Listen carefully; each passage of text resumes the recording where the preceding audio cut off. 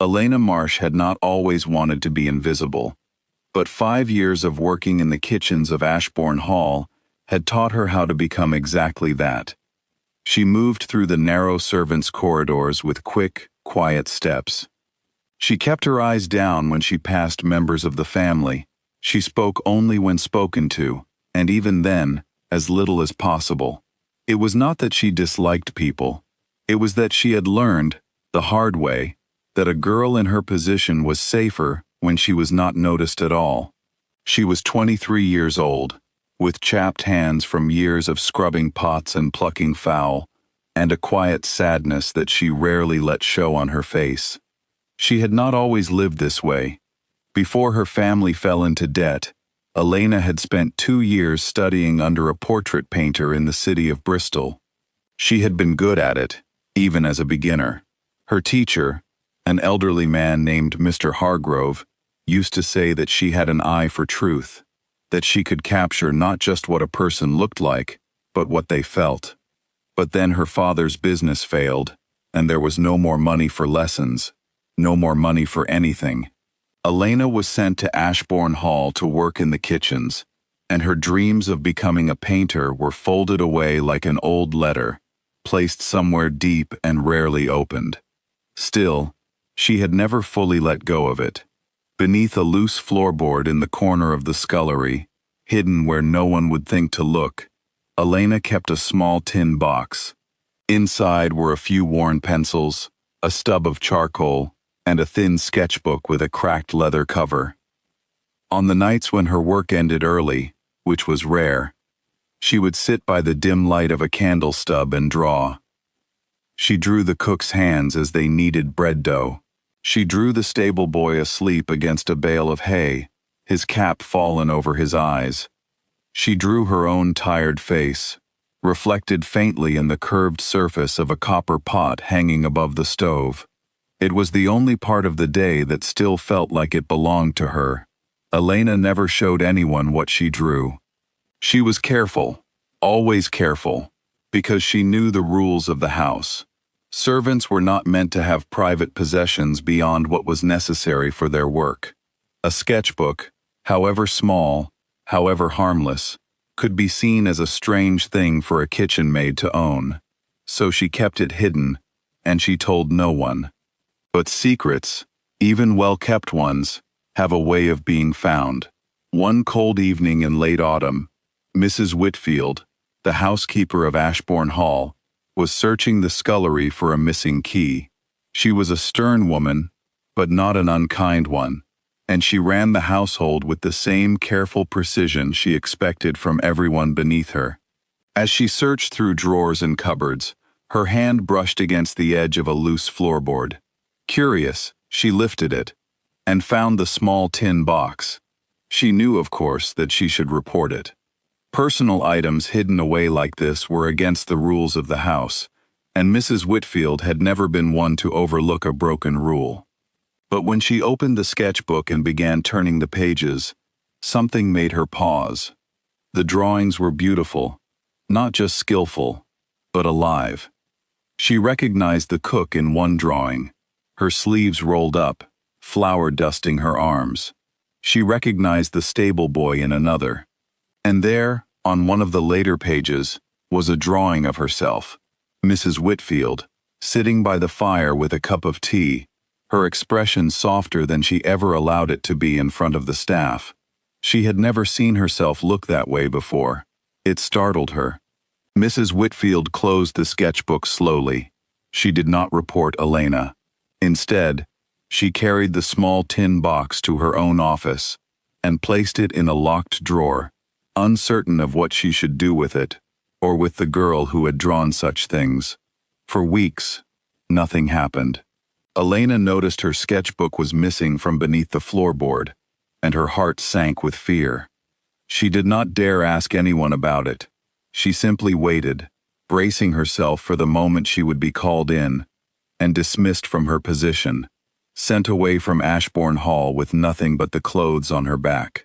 But that moment never came. Instead, life went on as it always had.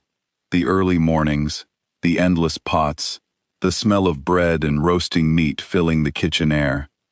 Elena began to hope, quietly, that perhaps her secret had simply been forgotten, tucked away, and never thought of again. She was wrong. The Duke of Ashbourne was a man known throughout the county for his quiet seriousness. He had inherited the estate at the young age of 26, after his father's sudden death, and he had carried the weight of it ever since with a kind of solemn duty. He was not unkind, but he was distant, the way men often become when they are given responsibility too early in life. He rarely visited the servants' areas of the house. His days were filled with matters of land, tenants, and money, and he left the running of the household entirely to Mrs. Whitfield.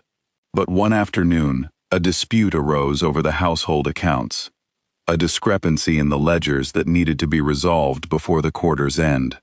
The Duke, frustrated by the confusion, decided to see to the matter himself, rather than wait for it to be sorted out through messages back and forth. He made his way, somewhat unusually, to the housekeeper's office. Mrs. Whitfield was flustered by his sudden appearance. She began searching through her drawers for the correct ledger, her hands moving quickly through stacks of paper. In her haste, she pulled open the locked drawer where she had placed Elena's sketchbook, forgetting for a moment what it contained. The sketchbook slipped from its place and fell open on the floor at the Duke's feet. He bent down to pick it up, intending only to hand it back without much thought. But as he lifted it, his eyes fell upon the page it had opened to, and he stopped completely still. The drawing was of a woman with a gentle smile and kind eyes, her hair swept up in a style from many years past. The Duke recognized her instantly. It was his mother, who had died when he was only a boy of 9. He had only a single portrait of her, one that hung in the east gallery of the house, painted formally, stiffly, in the manner of such portraits. He had looked at that painting 1,000 times over the years, searching for some trace of warmth in it, but it had always felt cold and distant, more a record of her existence than a memory of who she truly was. This drawing was different. It was not copied exactly from the portrait, though the resemblance was unmistakable, but it held something the painting did not. There was warmth in the eyes, a softness in the smile, as though the woman had just laughed at something kind. It looked less like a formal painting and more like a memory, the kind a child might hold of a mother who had once tucked them into bed. The Duke could not look away from it. "Who drew this?" he asked, his voice quieter than usual. Mrs. Whitfield hesitated. She had not expected the conversation to take this turn, and for a moment she considered saying she did not know. But something in the Duke's expression told her that this was not the moment for half-truths. "It was one of the kitchen maids, Your Grace," she said carefully, "a young woman named Elena Marsh." The Duke turned the pages slowly, looking at drawing after drawing, the cook, the stable boy, the long hallways of the house rendered in careful pencil lines, even a sketch of the gardens in winter, bare and quiet. He had walked through these same halls and gardens 1,000 times without truly seeing them. Yet here they were, captured with more attention and care than he had ever given them himself. "Send for her," he said finally. Mrs. Whitfield's stomach tightened with worry. "Your Grace, if I may, she meant no harm by it. It is only a hobby, something she does in her own time. I should have reported it sooner, and the fault is mine for not doing so." The Duke looked up at her, and for the first time in a long while, something close to a smile touched the corner of his mouth. "I am not summoning her to punish her, Mrs. Whitfield. I wish to speak with her, that is all." Word reached Elena later that evening, while she was elbow-deep in dishwater, scrubbing the last of the supper pots. One of the younger maids came rushing into the kitchen, breathless, saying that the Duke himself had asked for her, and that she was to go to his study at once. Elena's hands went cold. She dried them quickly on her apron, smoothed her hair as best she could, and walked through the halls of Ashbourne Hall with her heart pounding so loudly She was certain it could be heard. She was certain, completely certain, that she was about to be dismissed. Perhaps worse, she had broken the rules after all, by keeping personal belongings, by drawing things that were not hers to draw. She prepared herself, as she walked, for the words that would send her away from the only home she had known for 5 years. When she entered the study, the Duke was standing near the window, the sketchbook open in his hands. He did not turn immediately, and for a long moment, Elena stood frozen near the door, unsure whether to speak or wait. Finally, he turned to face her. "Did you draw this?" he asked, holding up the page with the portrait of his mother. Elena's throat tightened.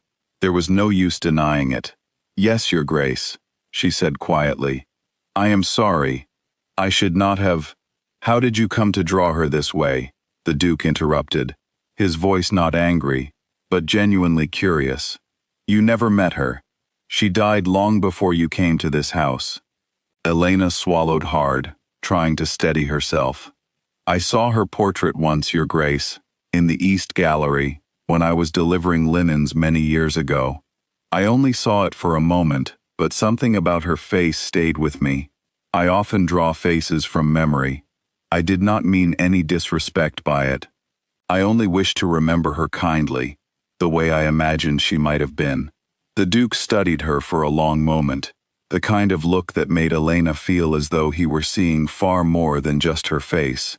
"You have captured something in this drawing that the original portrait never did," he said finally. "I have looked at that painting my entire life, and never once felt as though I were truly looking at my mother. But this," he gestured to the sketchbook, "this feels like her." Elena did not know what to say, so she said nothing at all. "Show me the rest of your work," the Duke said, and it was not quite a request. Mrs. Whitfield, who had been standing quietly near the door, brought forward the sketchbook, and together, she and the Duke turned through its pages, while Elena stood by, her hands clasped tightly in front of her, unsure of what was happening, or what it might mean for her future. Page after page revealed 5 years of Ashbourne Hall, seen through Elena's eyes. There was the cook, exhausted but smiling after a long day. There was the head gardener, his face weathered from years of sun and wind. There was a drawing of the great hall itself, empty and quiet in the early morning light, before any of the family had risen.